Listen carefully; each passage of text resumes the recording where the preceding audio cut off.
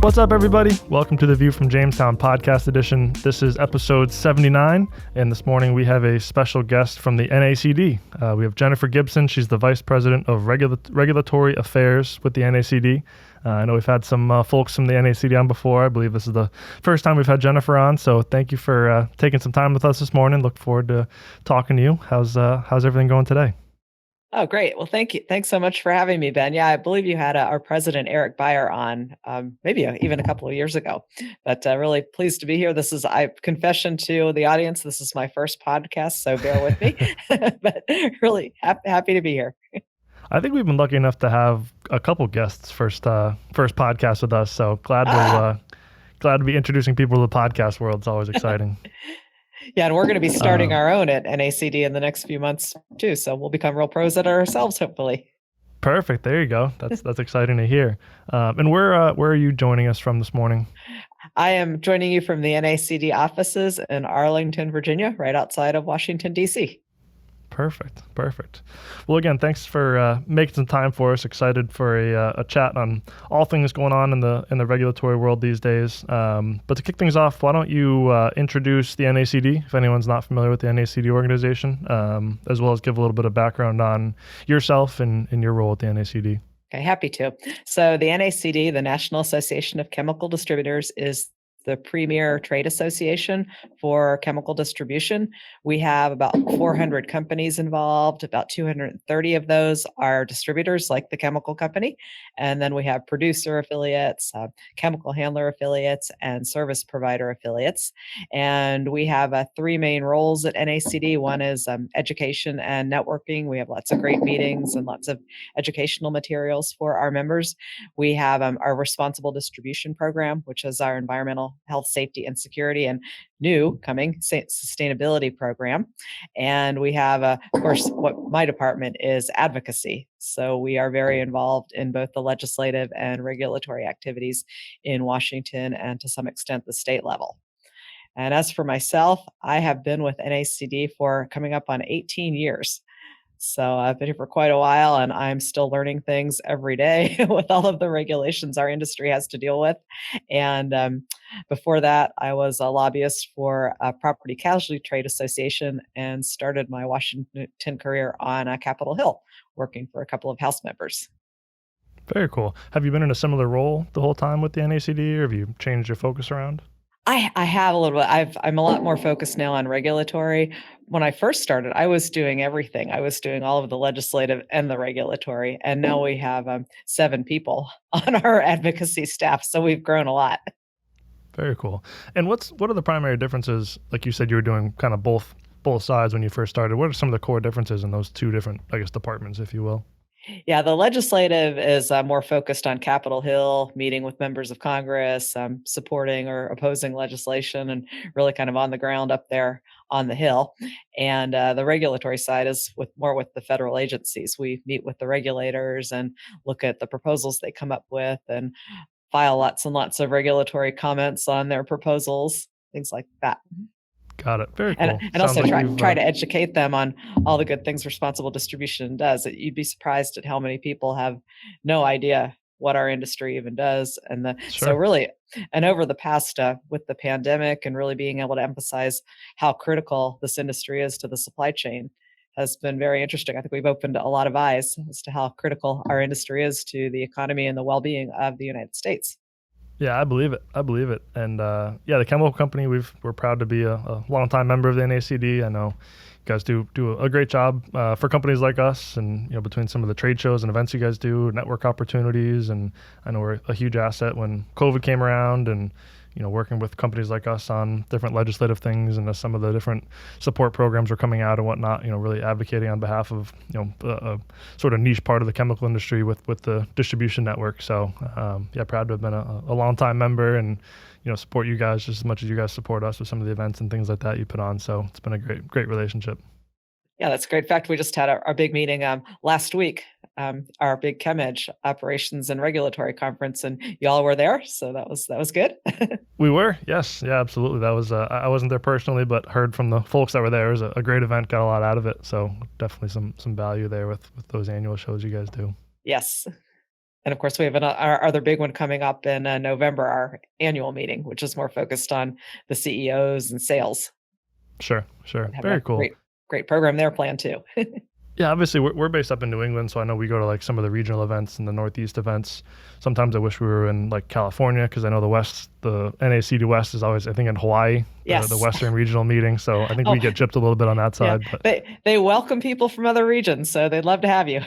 yeah, I'll let you try to convince my boss of that one, and I'll be the first one on the plane. Don't you worry. But yeah, I know we've gone back and forth over the last couple of weeks on some of the core things you're spending a lot of time on and your department's focusing on. Some of those including things like the kind of newly announced Superfund Tax, looking at things with trade and tariff, looking at shipping and transportation issues, both some of the problems that are going on, as well as some good news that's happening with logistics, Yes. and then working with the EPA as well. So, I guess jump right into it. We've chatted a little bit about the Superfund tax. I know something that's maybe been a bit of a thorn in your guys' side here recently with understanding the legislation and what it means for companies like ours. Yes. So what is going on with Superfund tax? What's the background on it and some of the complexities and issues that have come up with some of your distribution members? Oh, well, in all my 18 years here at NACD, this has been the biggest nightmare issue I've ever seen. So the Superfund tax it was put into effect originally in the early 80s, and then Congress let it expire at the end of 1995. And one of the elements of that was an excise tax on chemicals.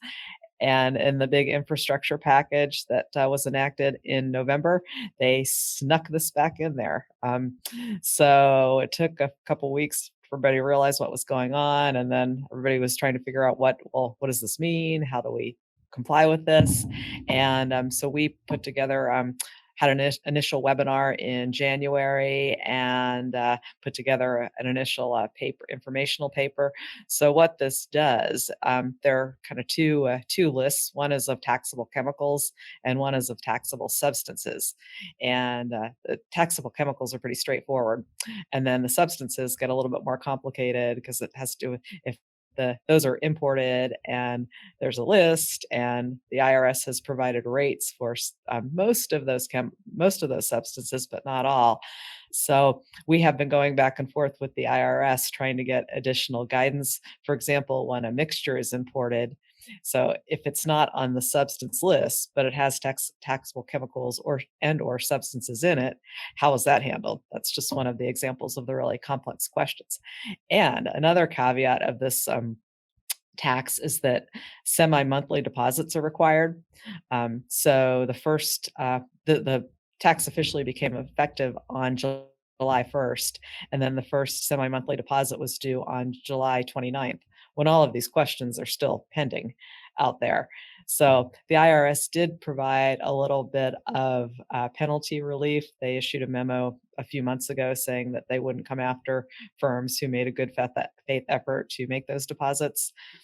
And then the second part of this is that there are quarterly filings due, and the first one of those is due on October 31st. And so at that point, companies should try to have everything reconciled and make those complete payments. So those will be due every quarter. We're still waiting for more information.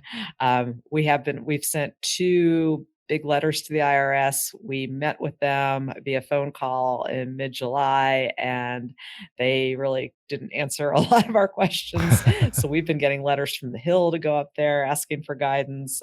We've sent letters. We're encouraging fellow trade associations to do the same. So as I'm sure you've seen in the news, the IRS is very understaffed. So I think they may have 4 people working on this, and it's a huge issue. Wow. So yeah, so And we'll keep plugging away, and we regularly update our paper, and we have a big frequently asked questions document, which we will also be we're about to release a new version of that with some clarifications. So another complication is that the IRS had proposed regulations in 1983 to implement the first round of this, never finalized those regulations. But that is all that we have to really look for guidance at this point. So huh. it's amazing. And so Yeah, and we have to say that, well, this is the caveat. This is this is some information, but it's not, it's not set in stone. So Right. just do your best. Yeah, right. And we can make sure if you can send over that link, we'll obviously put that FAQ link down in the show notes for wherever people are streaming this. Will be a great resource. Oh yeah, happy to do that. And one of the questions I know we got, and I don't know if you know the answer to it directly, something specific with TCC's business, we'll bring in a product and then resell it, or we may be buying a product from a supplier that's already been imported in the U.S., which may have already been, subject to the Superfund tax. So I know one of the big questions we've had is sometimes a product could get bought, resold, packaged, but it's still the same purity and now is being sold again. How many different layers does the Superfund tax apply all the time? Does it only apply when it's actually being imported? I know that's been a big question mark for us on when a product is actually subject to being, applicable to some of these taxes. Yeah, that has caused a lot of confusion. So with the taxable chemicals, that applies to producers and manufacturers, and it becomes effective when they sell the product. So I know, and maybe you've received these too from your suppliers, from domestic suppliers, they'll have a line item for what these Superfund taxes are on the chemicals. And then when it gets to the distributor level, I mean, it's really up to the distributor how they want to handle that. They don't have to pay the tax again, although they're paying it through this line item, but they might need to update their prices to make up for that, or however they want to Right. handle it, or they could even do line items if they want. And then for the imported substances, so the tax is actually due when the importer sells or uses the chemical. So not upon import, it's when it's actually sold or used or warehoused. But so in that case, if a product, like again, a product could be sold 3 times. It could be sold to a distributor and then sold to another company who may then put it in totes and then sold in totes. So all 3 of those sales would be subject to the Superfund tax in that case? No, the idea is it's only paid once One time. to the IRS, but then as it goes down the supply chain, the upstream party will pass the costs along in some way or another. But the IRS only theoretically gets paid once. Got it. So on a theoretical 7,000, a tank truck, a 7,000 gallon purchase of something, that's being paid to the government one time. And then it's just a matter of how the companies downstream absorb that extra, additional cost, whether they add a line item or just build it into their pricing. It's going to increase pricing slightly. Correct. Got it. Interesting. Okay. It has caused a tremendous amount of confusion. Yeah. And it sounds, Superfund tax, it sounds relatively straightforward on its face, but then you dig into the details of when it's due and what's due and, what's considered a sale or not a sale or an import. It's amazing how many different levels of questions can get baked in there. Yeah. This is definitely the regulation that NACD has received the most questions on since I've been here. Yeah, understandably. I believe it. So it sounds like obviously you guys are working on getting answers. You're publishing FAQs and info as you're getting updates from the IRS and different regulatory bodies, which sounds like it's maybe few and far between, but something you guys are actively keeping an eye on and working on and publishing updates as you have them. Yes, absolutely. And we put those in our, so if it's a really big piece of news, we'll do a special regulatory alert to draw attention to it. And we'll also follow up with articles in our weekly news brief, which is our regulatory and legislative e-newsletter that goes out every Tuesday. Got it.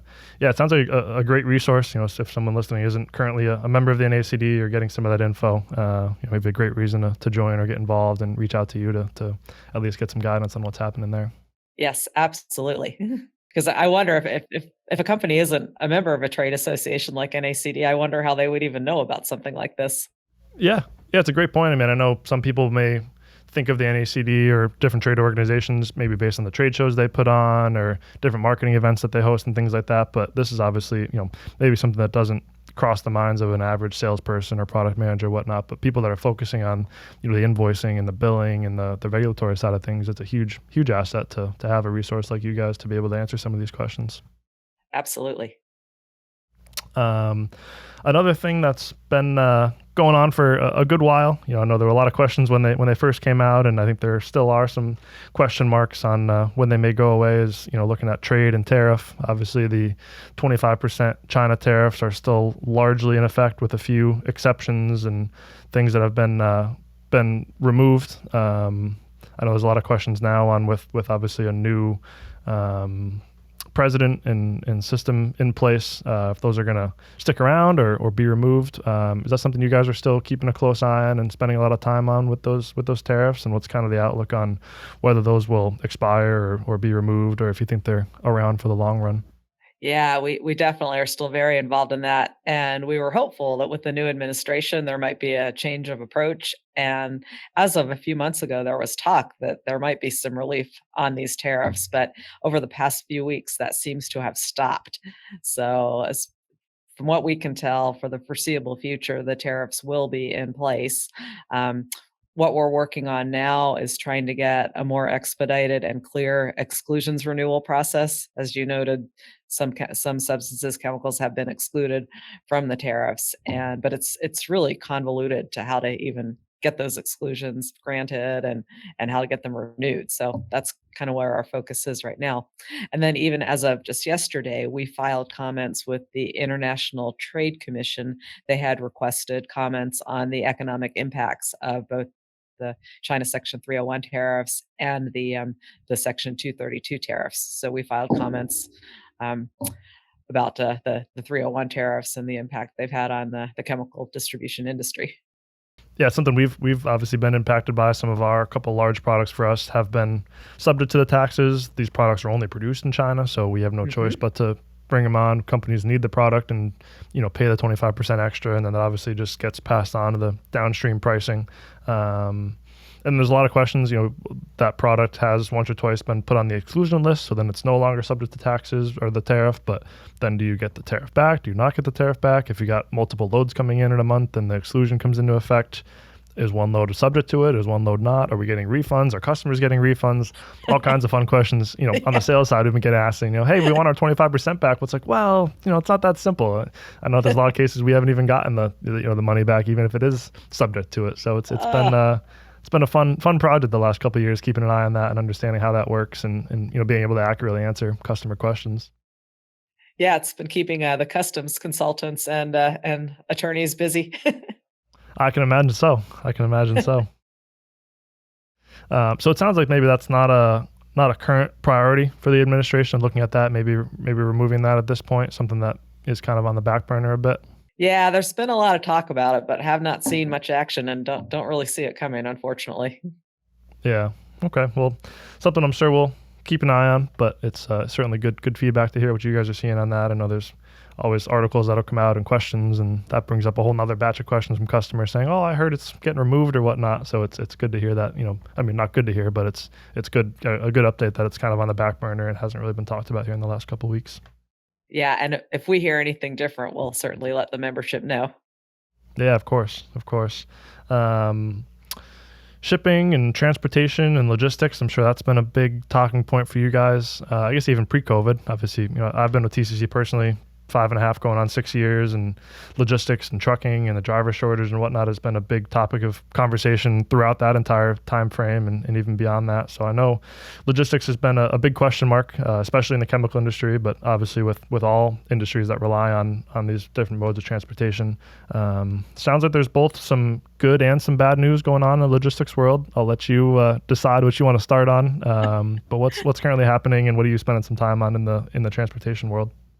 Okay, I'll start with the bad news. Probably the one item we're concerned about is that there's a law that passed in California a couple of years ago, Assembly Bill 5, and that really it had to do with it all started with the whole Uber and Lyft drivers, independent contractors, and but how the bill ended up. Well, there was a referendum to exclude Uber and Lyft drivers, but it pretty much applies to everyone else. So there was a big fight over that. The California Trucking Association sued and went all the way to the Supreme Court. The Supreme Court decided just a couple of months ago not to take it up. So this law is in effect. And so that really, a lot of truckers are independent contractors. And what this law does is make truckers be actual employees of firms. So this is all just starting to play out. But I know there have been a couple protests out in California. Truckers not happy about this. But whatever the case, it's not going to help the driver shortage at all. So Yeah. that's one piece of bad news. The other items we're concerned about, there are a couple of labor disputes going on. One is on the West Coast ports. the agreement between the Pacific Maritime Association and the International Longshore and Warehouse Union expired as of June 30th. So good news there is that there's been no work stoppage, but these negotiations are kind of dragging on, and we're concerned that if the parties don't reach agreement soon, we could see slowdowns. That happened last time this occurred in about 2015. There was kind of there wasn't a complete stoppage, but there was a real slowdown, which caused a lot of grief, a lot of delays in products. And this was even before the current crisis. And then, even worse than that, there's a dispute between the Class 1 freight railroads and the 12 major rail worker unions. And they've been negotiating for, I think, years now. And just recently, a presidential emergency board was formed to hammer out a negotiation, a settlement between these two groups. And that board just came out with their proposal last week and proposed a pretty substantial increase for rail workers. So now they have 30 days to consider that. And if there's disagreement, which now we're hearing that some unions like it, some don't, the earliest there could be a strike would be September 16th. But if the rail workers go on strike, that I can't even imagine what a disaster that would be for our commerce. So we're watching that. There's also the opportunity for Congress to get involved. If they can't reach an agreement, Congress can say, all right, well, you're going to accept this. This is the way it's going to be. So be on the lookout in the next 3 weeks to see what happens with that. We're hoping for the best on that end. Yeah, that's a good piece of info. We actually just we have kind of regular internal rail car meetings somewhat frequently to talk about the rail fleet that we manage internally and how things are going and whatnot. And that actually came up was someone hearing that there's movement on the rail strike thing and that it may get worse in the next couple of weeks. So that's a good kind of data point that September 16th is that date. And there's going to be a lot to keep an eye on here the next couple of weeks to see how that goes. Obviously, logistics has been tight. Rail especially has been a bit difficult. And obviously a rail strike with some of the major rail unions would be a big problem. Yes, it would. Yeah, and as you said, the rail outside of this has been a real problem. Anyway, the U.S. Surface Transportation Board has really been closely watching this. They had a big hearing, a 2-day hearing at the end of April, urgent issues in rail service, and had rail customers. They had the railroads testify. They wanted the CEOs to come in, but they didn't show up. But they wanted the railroads to come in and explain themselves. So they sent their people to do that. And then most of the witnesses were rail customers. I actually testified for NACD along with one of our members, Hawkins, who uses a lot of rail. And we all had horror stories to tell. So once at the end of that hearing, the chairman of the board, Marty Oberman, said, well, I want rail service improvement plans from all of you Class 1 railroads. How are you going to increase your workforces, improve service? And they have been providing those reports, but everything I've seen, Chairman Oberman says he's not satisfied with the progress they're making. And we've heard several cases from members about problems they're having getting product, and even having to stop production for a day or two because they don't have the product to process. It's a really bad situation. Yeah. It sounds like there's at least somewhat actions being taken to try to improve that. I mean, it sounds like steps in the right direction, even if they haven't been satisfactory up till this point. I guess you got to start somewhere, and it sounds like at least things are being done to at least hear the the general public and people that are directly being impacted by this and try to make some improvements. Yeah, the STB is definitely keeping the pressure on, and they also have some regulatory proposals that they're working on to try to improve the situation, dealing with reciprocal switching and first mile, last mile service. Those are kind of long-term projects, but that should help in the long run. Yep. Is that the end of the bad news? Or is there any more bad news to report on? I think that's the end of the bad news. All right, something that doesn't happen, it seems, very often on our podcast is good news with shipping and transportation. So tell me some good news. Yeah, well, the president signed into law the Ocean Shipping Reform Act in mid-June, on June 16th. And that law gives the Federal Maritime Commission a lot more authority to go after the ocean carriers who have been, as I'm sure you well know, really jacking up prices and all sorts of terrible delays and not wanting to carry hazmat and things like that. That's been before Superfund came along, that was the number one headache for our members over the past couple of years. But so that was signed into law, and the FMC is really they're focused on implementing this bill. They have a web page with all their implementation plans and activities. They have probably 10 or 12 rulemakings that they're going to be doing over the next few months and year or so. So, I mean, it's not going to be immediate relief, but the attention is really focused a lot more on this issue, holding the ocean carriers' feet to the fire, and hopefully we'll see some improvement there.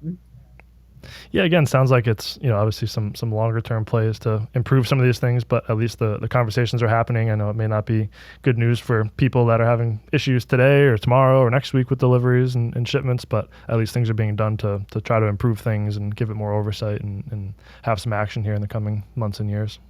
Yes, and the commission, even before, as this law was being finalized, they've even started to go after some of the ocean carriers, levied some pretty big fines for unreasonable detention and demurrage and things like that. So they're using whatever authority they have to try to provide some relief. Sure. Good. No, that sounds like positive things are happening to try to improve some of these things and bring costs back down to normal levels and improve, I think, more than anything else, the supply and demand. I think people wouldn't mind maybe paying a bit higher prices if it means stuff will actually get from A to B, but if stuff costs more and it's not actually getting there, that's a problem. Exactly. Just a note, you mentioned the NACD regional meetings. Our Northeast regional meeting will be held in September in Princeton, New Jersey. And one of the speakers is going to be Carl Bensel, who is one of the Federal Maritime Commission members. So he's one of them. And we've been working really closely with him through this whole process. So hopefully you're planning to attend that so he can give you the latest from the source. Yeah, very cool. Very cool. One of the best things about some of these shows, I know, the events that you guys put on, and we also work closely with the Plastics Industry Association. They do some great kind of targeted speakers on same thing, people that are, some of these agencies that are working on things to fix things, and then more downstream agencies, housing agencies, and automotive agencies, and things like that are working on this stuff. One of the best things about going to some of these shows and conferences is hearing speakers just like that to be able to get that information. So it sounds like a great speaker lineup there. Yes. Well, it's nice to have a little bit of good news, even if it's maybe good news to go into effect in 2025. At least there's some bright spots and some Right. positive news to take a look at there. It was funny because that passed, we were all happy, and then I think it was maybe the next day we realized that the first Superfund taxes were due on July 29th. So our celebration of the enactment of OSRA didn't last long. Yeah, right. Well, still something not to go overlooked, I suppose. That's right. And I think the last bullet point we have been going back and forth on and talking a bit about that you're spending some time on is with the EPA rulemaking and some of their focus. Obviously, we spend a lot of time on the regulatory side thinking about the Toxic Substances Control Act and some other things going on. What are some of the things that the EPA is taking along a lot of focus on here recently? Yeah, they're involved in several areas. I said kind of overall, I'll just mention and actually the whole government is focused on climate change and environmental justice. And of course, the EPA is front and center on those issues. So in every rulemaking, every proposal, they're considering those elements. And also even in their enforcement activities, they're really going to focus enforcement in what they call environmental justice areas, which we're still trying to figure out what that all means, but something we're watching very carefully. So starting with TSCA, the Toxic Substances Control Act. So there were, under the law that passed in 2016, EPA was considering 10 of the first high priority chemicals, and they had gotten through risk evaluations and were moving on to their risk management activities, which is when they decide if they're going to ban a chemical or require certain conditions for using that chemical, such as PPE and so on. Well, they've decided in considering environmental justice and climate change, and also they're taking what they're calling a whole chemical approach. So rather than considering they do still consider each individual condition of use, but if there are several conditions of use that EPA thinks provide an unreasonable risk, they will take the measure on the whole chemical rather than just those conditions of use. And so they're going back and having new risk determinations for these first 10, which is really holding things up. We just filed comments on 4 of these. And so then once they finish with those first 10, they have those going on. Then they have their next batch of 20 high priority chemicals, and they're in the risk evaluation process of those. So under this new approach, they're looking at a whole chemical. The other thing they're doing is not assuming that PPE will be used when handling the chemicals by workers. And it's almost like OSHA has their rules, but EPA kind of wants to step in and take over OSHA's rule in this, which is a little bit frustrating. So we're looking at that.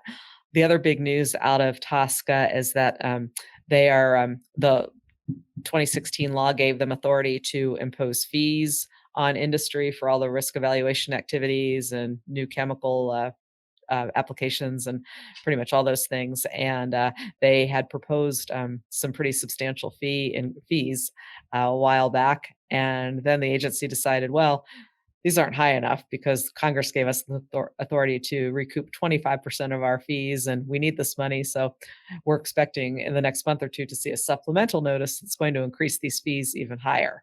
So that will impact any company that has a chemical going through risk evaluation, or they're filing a new chemical for use application, things like that.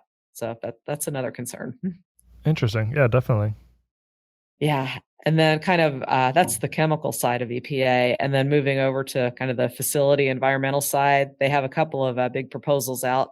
Just on Friday, they released a proposal to update the risk management program, which is their regulation that requires companies with certain highly hazardous chemicals to develop worst case scenarios in case there's a chemical release, and develop plans to mitigate those damages. Really good, strong, robust regulation.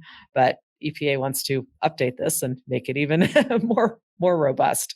So they introduced a proposed rule, pre-publication version on Friday. So we're in the process of going through that. But it's just one of these things. Why mess with a rule that is perfectly good rule, very effective?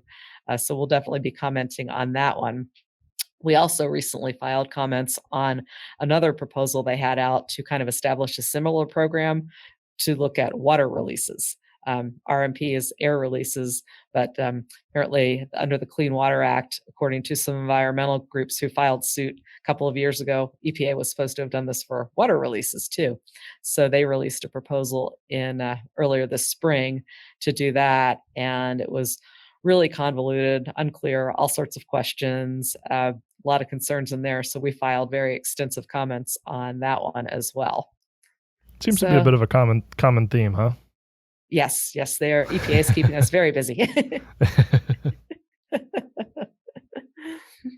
Yeah, it seems like good intentions with a lot of these plans and proposals, but some of the questions that are left unanswered gives a little bit of frustration to organizations like yourselves, I'm sure. Yeah, and that's one thing that we try to do is, I mean, granted, they're regulators sitting in Washington, they're not on the ground at the chemical facilities, so we try to make them see, okay, what will really the impact of these proposals be, and how might we do this in a more reasonable way? Sure. Yeah, and I know you mentioned obviously there's a lot of these plans and proposals and potential fees and things like that coming into effect. And one of the things you mentioned was the enforcement of it. So obviously, having these rules and laws is great, but they obviously need to be enforced. So it sounds like that's been a bit of a question mark too. Yeah. Oh, they have been enforcing. They haven't stopped that, but which. Yeah, but I guess we're concerned that if they're going to start looking at environmental justice, that's not really defined. Everybody's trying to still figure out what does that mean. So Sure. I guess that's the big concern there. Yeah. Well, sounds like you're certainly busy. No shortage of things to keep an eye on, work on, lobby on behalf of the industry for. So it sounds like there's quite a few things going on there. That is for sure. And there are lots of things we didn't even talk about today. Yeah. These were the I think biggest challenges you guys are working on. I'm sure there's plenty more that we could talk about extensively. Yes. Yeah. These are the ones that are kind of right in front of us right now. Yeah. I guess sort of, wrapping things up, I think there's a great overview on these kind of 4 or 5 various big topics you guys are working on. Anything coming up here in the short term in terms of, things you guys are working on or deadlines, or I know you mentioned a couple shows and events you guys are putting on that could be a good resource for people here in the second half of the year. Yeah, like I said, we have our Northeast region meeting coming up at the end of September, and then our big annual meeting coming up in California, November 6th through 11th. So those are kind of our big events, and then just planning additional programs going down the road. We just had a regulatory workshop right before our ChemEdge conference, dealing with not only TSCA but the pesticide regulations and the food and drug regulations. So that was really good. And we'll be planning another regulatory workshop for March. We are working on what the topic is going to be on that, but we will certainly get the word out on that. Also looking at having some additional webinars for members. We haven't had one in a while, but we do have regular webinars for members on both regulatory and business topics. And we get the word out about those through emails and our news brief and ChemBites publications. Got it. So Very cool. Stay tuned for more on that. Yeah, absolutely. I know you mentioned the FAQ questions, on things like the Superfund that obviously we can put in the link here. But what's the best way to either get any specific questions answered or get in touch with you guys or learn more? I'm sure there's resources online to reach out about either membership or specific questions and ways to work with you guys if there are any questions on, any of these topics or even anything we didn't talk about.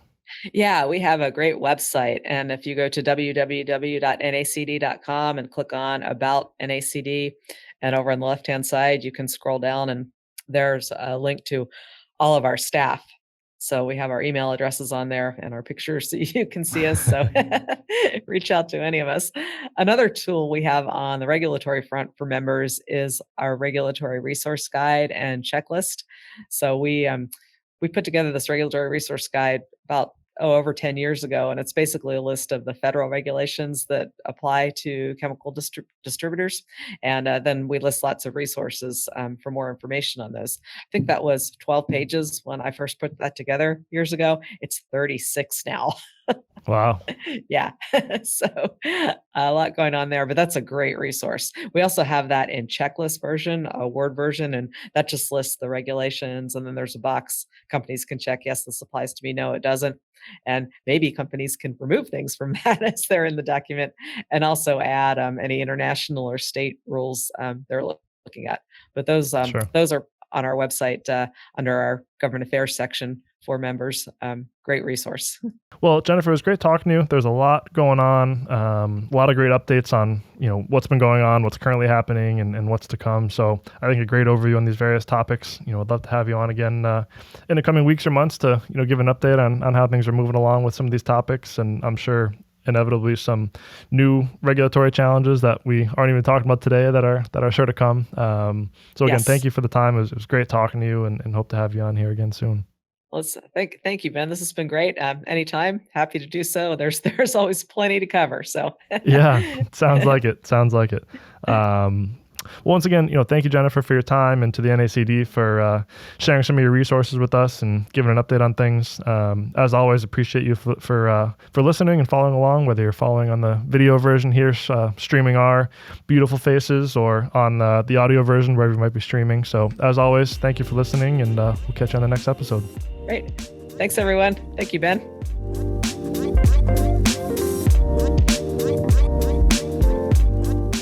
Thank you for streaming the View from Jamestown podcast edition. Like and subscribe for more.